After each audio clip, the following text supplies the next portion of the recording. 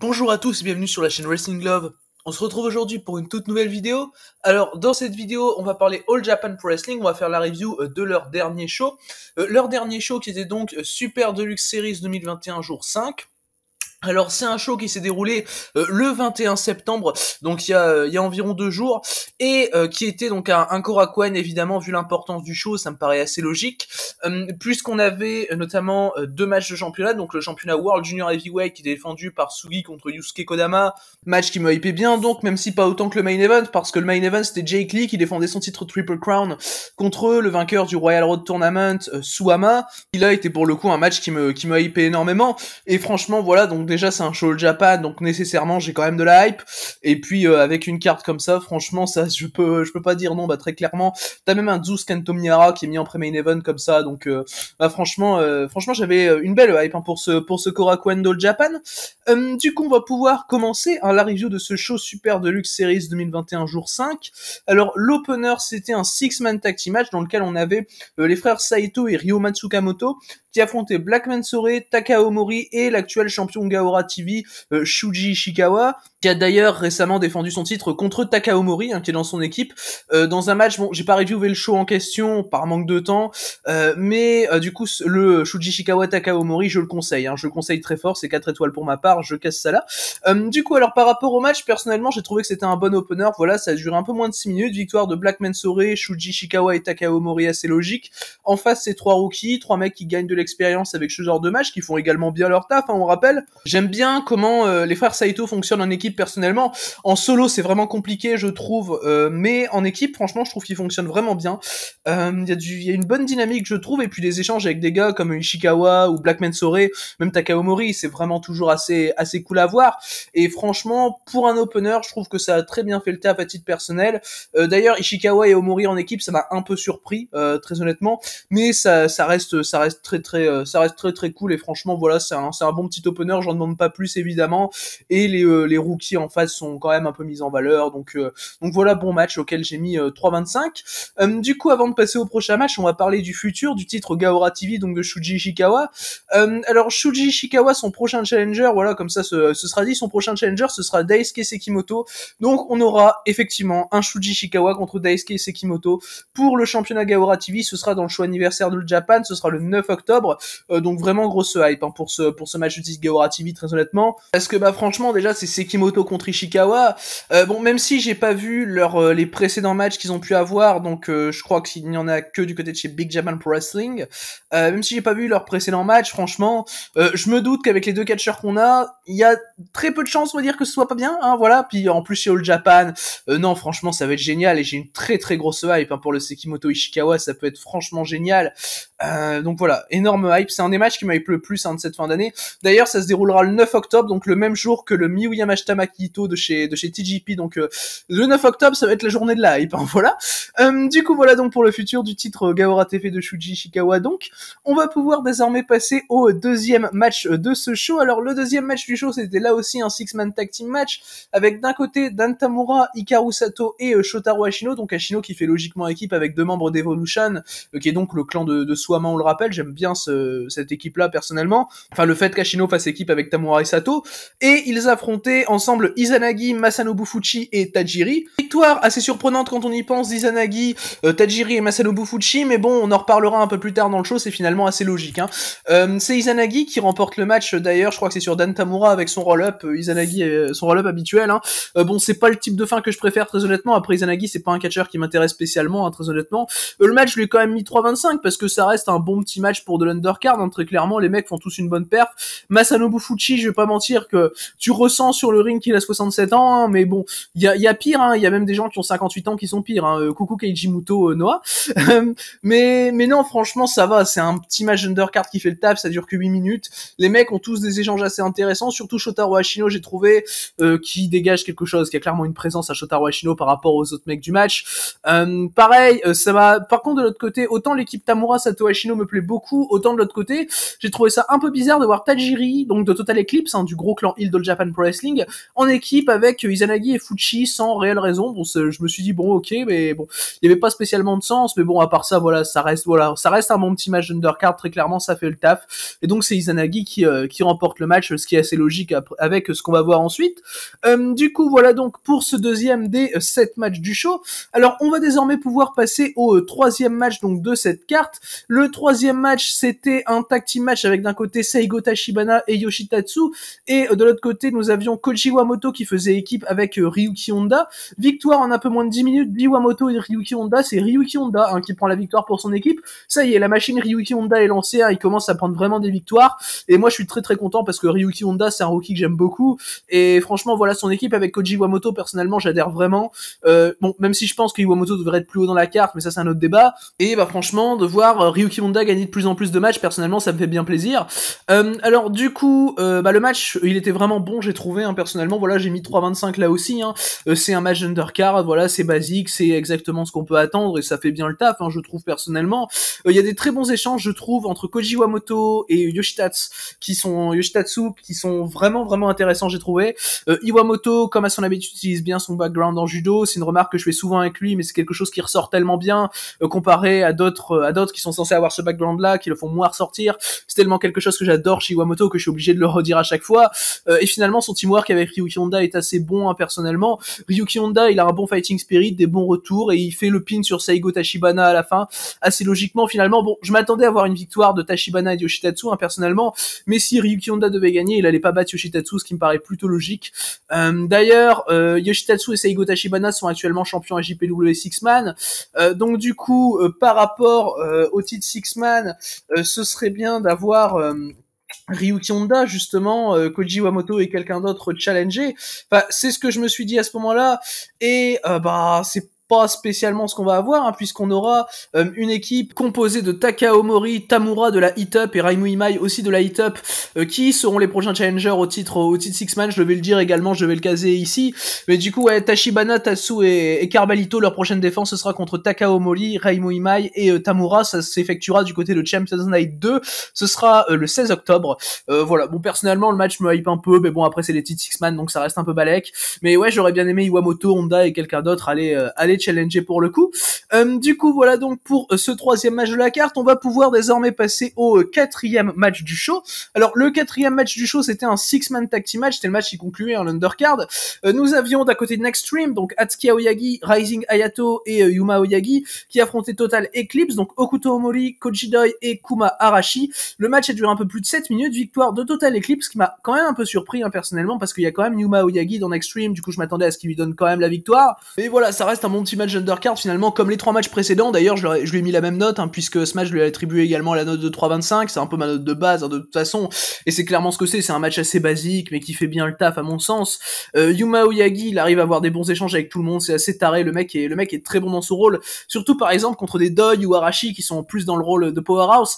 Finalement, Yuma va encore plus briller de par son rôle de un peu underdog finalement, qui joue à la perfection, même si ça se fait encore mieux chez des juniors heavyweight comme Atsuki Aoyagi et Rising Hayato pour le coup, qui ont également fait de très bonnes performances dans ce match. Et de toute façon, voilà, non, c'était clairement un bon match, voilà, avec des bons retours de la part de Nextream, un bon heel work de la part de Total Eclipse, une hit qui m'a pas spécialement dérangé personnellement, une hit qui était bien installée dans le match, et c'est cette minute que j'ai trouvé, voilà, assez efficace. Après, rien de bien incroyable, évidemment, mais voilà, c'est cette minute que j'ai trouvé vraiment sympa à regarder à titre personnel, qui ont donc bien fait le taf. Et du coup, victoire de Total Eclipse, bon, qui en soi me paraît pas illogique non plus, même si j'attendais une victoire de Nextream, la victoire de Total Eclipse me paraît pas non plus illogique à titre personnel, surtout que Doi et Arashi un peu plus tôt ont perdu une chance au titre tag, donc bon, ça me va là qu'ils arrivent à battre Nextream dans ce match.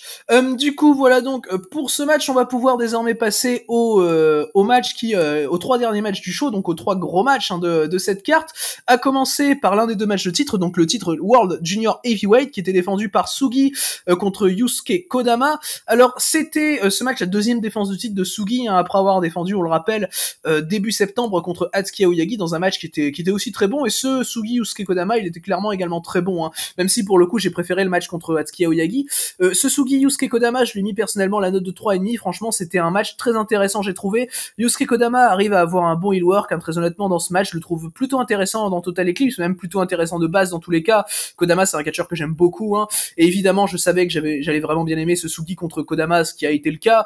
Sugi, je trouve que c'est vraiment un très bon champion, le mec arrive à chaque fois, que ce soit avec Akira Francesco, avec Atsuki Aoyagi, maintenant avec Yusuke Kodama, il arrive à chaque fois finalement à faire ressortir le meilleur de son adversaire, et c'est tout en restant vraiment très crédible en tant que champion, hein, Sugi, et franchement il y a quelques séquences que j'aime beaucoup, par exemple quand Kodama arrive à contrer le rope from dropkick de Sugi à un moment dans le match, c'était vraiment une très bonne séquence. Plus tard dans le match, Sugi va réussir finalement à placer son rope run dropkick, plus vers la fin évidemment, mais enfin voilà, franchement il y a toute une évolution des choses finalement sur certains spots comme celui-ci qui a été vraiment bien faite durant ce match, et toute l'action était globalement plutôt intéressante, donc bah franchement voilà. Et puis t'as Sugi, Kodama, les mecs savent comment les mecs savent comment faire un match, hein, de toute façon ça y a pas de doute, les mecs sont vraiment deux très bons catcheurs. Et puis Sugi champion, personnellement ça me plaît beaucoup, et bah voilà, même si Kodama le prend pas, moi ça me dérange pas tant que ça finalement, parce que bah déjà Sugi, comme j'ai dit, en tant que champion, je trouve qu'il arrive très bien à faire briller ses adversaires, et puis c'est pas dit que Kodama ait une nouvelle chance au titre junior heavyweight un peu plus tard durant le règne de Sugi,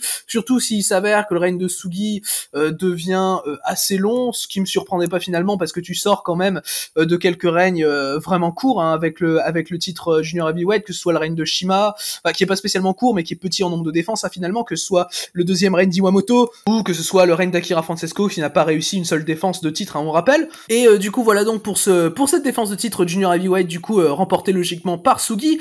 Alors par rapport au futur du titre junior heavyweight, du coup le troisième challenger du coup de Sugi, ce sera Izanagi. Donc Izanagi challengera Sugi lors de Champions Night 2, donc ça se déroulera le 16 octobre.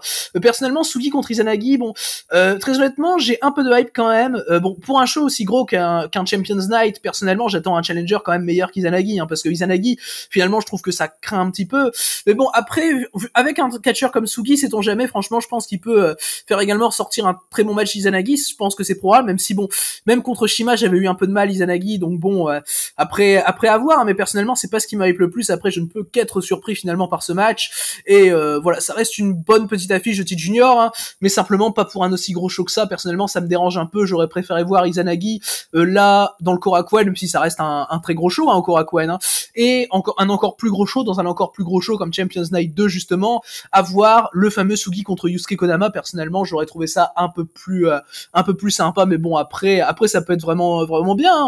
On va donc voir, ça se déroulera le 16 octobre donc. Du coup voilà donc pour le futur du titre junior heavyweight d'All Japan Pro Wrestling. Du coup on va désormais pouvoir passer au pré-main event de ce show Super Deluxe Series 2021 jour 5. Alors le pré-main event du show, c'était donc Kento Miyahara qui affrontait Zeus. Alors Kento Miyahara contre Zeus, c'est évidemment toujours une très très belle affiche, hein. On se rappelle de leur match plus tôt cette année lors du Champion Carnival que j'avais adoré, la finale du Champion Carnival de l'année dernière qui est encore meilleure, et un match qui est encore meilleur je trouve, c'est leur tout premier match, c'est leur match en février 2016, hein, pour le titre Triple Crown qui était vacant à l'époque, où j'avais mis 4,5, qui est pour moi mon Zeus contre Miyahara préféré. Donc tu vois que les deux mecs ont quand même une super alchimie, et les deux mecs te sortent un très bon match, hein, qui est mon deuxième match préféré du show d'ailleurs, je lui ai mis la note de 3,75. Alors ce match il a duré un peu plus de 13 minutes, victoire de Kento Miyahara, qui me paraît personnellement assez dommageable, parce que Zeus cette année franchement je trouve qu'il y a une année pas très faux folle, hein, et personnellement le voir battre Miyahara, j'aurais trouvé ça très très bien pour lui, surtout que derrière ça lui ouvre un peu les portes quand même du titre Triple Crown, et ça on en reparlera tout à l'heure, hein, du titre Triple Crown évidemment, et même par rapport à ce Miyahara Zeus donc, parce que du coup bah c'était clairement présenté finalement comme un match number one contendership au titre Triple Crown, et ça on le verra plus tard.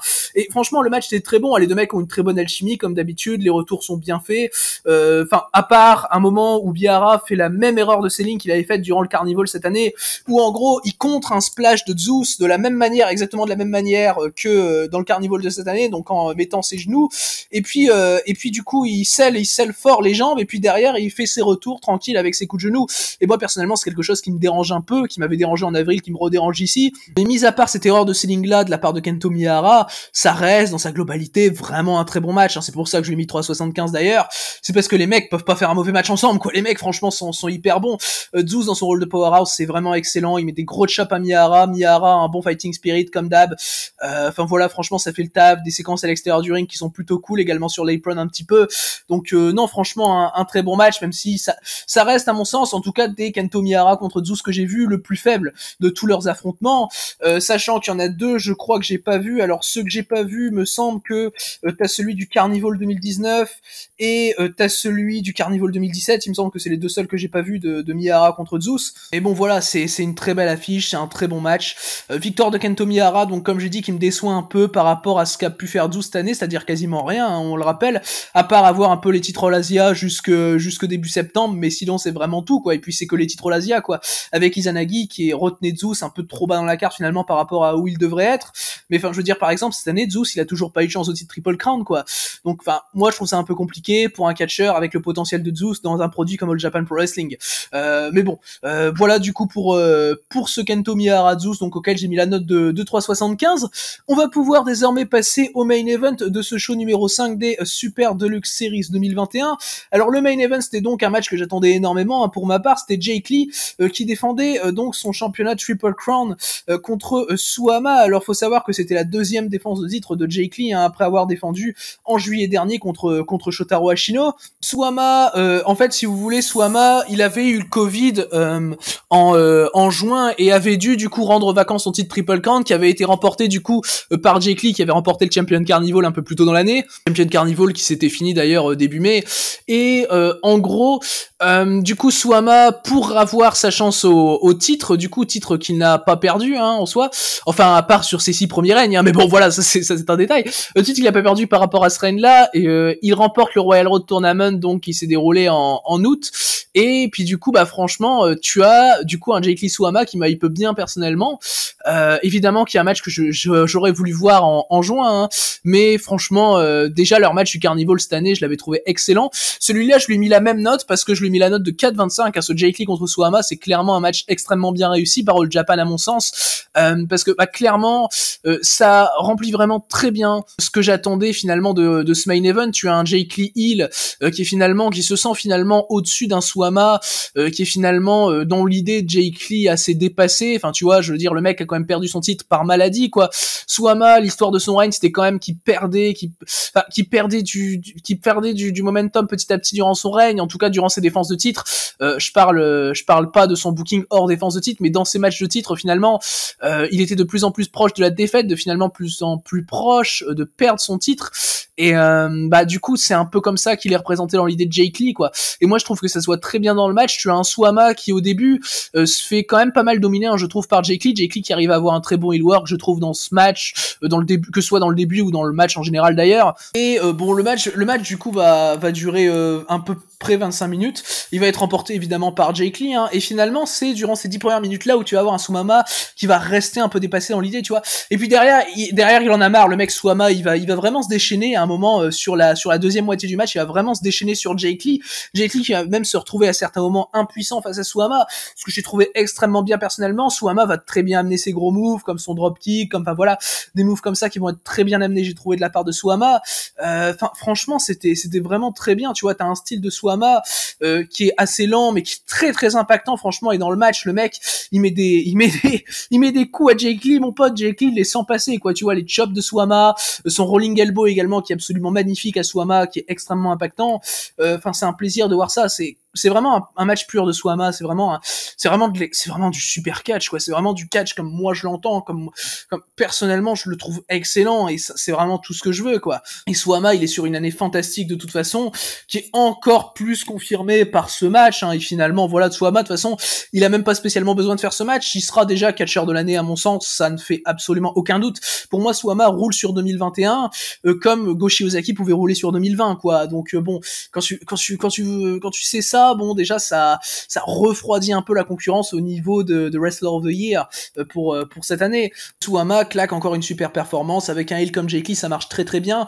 Avec l'histoire du Suwama qui a jamais perdu son titre, ça ajoute encore plus quelque chose finalement, je trouve, au match, à l'histoire du match, où ça va être assez bien montré, je trouve, dans le caractère des personnages finalement, qui est quelque chose que All Japan c'est extrêmement bien utilisé, hein, l'évolution de personnages, l'évolution caractérielle, c'est quelque chose qu'All Japan travaille toujours très très bien, hein, je trouve personnellement. Surtout que Suwama, entre-temps, il a réussi à se reconstruire, à remporter le Hodo, donc le Royal Road.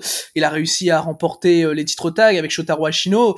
Donc Shotaro Ashino qui est également un peu le bouc émissaire de Jake Lee cette année. Donc finalement, tu vois, t'as tout ça qui rentre en ligne de compte et qui te donne vraiment un super match, clairement. Voilà, avec une très très bonne défense de la part de Jake Lee, même si on se doutait, hein, très honnêtement, que Jake Lee allait remporter ce match. T'as d'ailleurs dans le match pas mal de backdrops qui sont effectués, que ce soit par Jake Lee ou par Suwama, qui était vraiment très très impactante, j'ai trouvé, surtout quand c'était Suwama qui les faisait, évidemment. Après il les fait d'une autre manière de Jake Lee, qui fait que probablement le move rend plus impactant, et Jake Lee va remporter le match avec son habituel vertical suplex. D'ailleurs la facilité avec laquelle il soulève Suwama pour la vertical suplex, c'est absolument c'est vraiment une facilité déconcertante, hein, pour Jake Lee. Et enfin, si tu vois quand même qu'il respecte extrêmement bien son rôle de heel, je trouve qu'il maîtrise très très bien son sujet dans ce match, et en général, de toute façon, Jake Lee.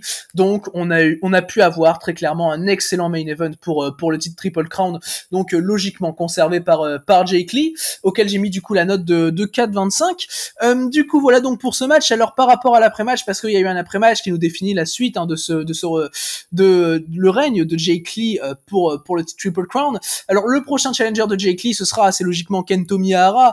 Alors, bon, finalement, il y a une grosse histoire entre les deux quand même, hein, voilà, donc il y a une énorme histoire entre les deux, que pas expliquer en entier évidemment, ça prendrait trop longtemps, mais Jake Lee a été membre de Next Stream, enfin voilà quoi, t'as tout ça qui prend en ligne de compte, t'as eu pas mal de matchs entre les deux, t'as eu Jake Lee qui a gagné le Champion Carnival cette année en battant justement Kento Miyahara dans le match qui servait finalement de finale au tournoi, qui n'était pas officiellement une finale parce que c'était pas, mais c'était en gros la finale du tournoi. Enfin, t'as tout ça qui va rentrer en ligne de compte, et moi personnellement c'est un match qui m'hype bien, même si j'avais été très déçu de leur match dans le Champion Carnival, auquel j'ai mis 3,25 d'ailleurs, où j'étais jamais vraiment rentré dedans en tant que finale du plus gros tournoi de l'année. J'avais vraiment jamais ressenti ça finalement, et donc en gros personnellement Lee Miyahara, après c'est une affiche qui reste excellente quasiment tout le temps, hein. Du coup, par exemple, leur match dans le Champion Carnival 2019, pour moi c'est un classique quoi. Pour moi c'est 5 étoiles par exemple ce match-là. Enfin, les mecs ont toujours des très bonnes confrontations, je trouve, à part du coup leur match du Champion Carnival cette année qui était un peu plus compliqué, donc et du coup ça fait vraiment sens de voir Miyahara challenger Jake Lee finalement, parce que Miyahara il a battu Zeus un peu plus tôt dans le show, qui était finalement officieusement un match number one contendership pour le championnat Triple Crown. Miyahara il est quand même arrivé jusqu'en demi-finale du Royal Road, qui était pour désigner un challenger, donc c'est pas comme si le mec il est pas arrivé en dernière place quoi. Et puis surtout le mec il s'est classé deuxième au Carnival, je crois, donc juste derrière Jake Lee. Donc bon voilà, le mec est quand même bien placé pour être challenger au titre Triple Crown, donc ça me dérange pas du tout personnellement, et je suis bien hype, hein, par leur match qui se déroulera donc du côté de Champions Night 2 également, hein. Ce sera le 16 octobre, donc une semaine après le show 49e anniversaire. Du coup voilà donc pour cet après-match, et donc l'annonce du Jake Lee Kento Miyahara. Du coup c'est ce qui conclut donc ce show All Japan Pro Wrestling Super Deluxe Series 2021 jour 5. Alors par rapport au show dans l'ensemble, personnellement j'ai trouvé que c'était un très très bon show, hein, de la part de All Japan Pro Wrestling. Très clairement les mecs savent faire des shows comme ça qui sont vraiment intéressants de bout en bout, où t'as une undercard qui est certes pas incroyable mais qui est vraiment solide à mon sens, et où t'as les 3 derniers matchs qui sont vraiment très très bons pour conclure le show. Alors personnellement ce que je conseille, si vous avez le temps, c'est de regarder le show en entier. Bon, je conçois qu'en ce moment on n'est pas spécialement le temps, surtout moi pour ma part, parce que du coup avec la fac et tout, j'ai moins le temps de regarder rapidement les shows, donc ce qui fait que les reviews je les sors peut-être un peu moins rapidement, d'ailleurs c'est pour ça. Mais ouais, si vous avez le temps, regardez le show en entier, hein, très clairement. Et sachant que les matchs que je conseille vraiment plus, c'est le Miyahara Zeus et le Jake Lee Suwama, donc qui sont vraiment les deux priorités de ce show à mon sens. Du coup voilà donc pour cette review de Japan Pro Wrestling Super Deluxe Series 2021 jour 5. J'espère que du coup cette review vous aura plu, merci à vous de l'avoir écouté, et du coup d'ici les prochaines vidéos, je vous dis à la prochaine.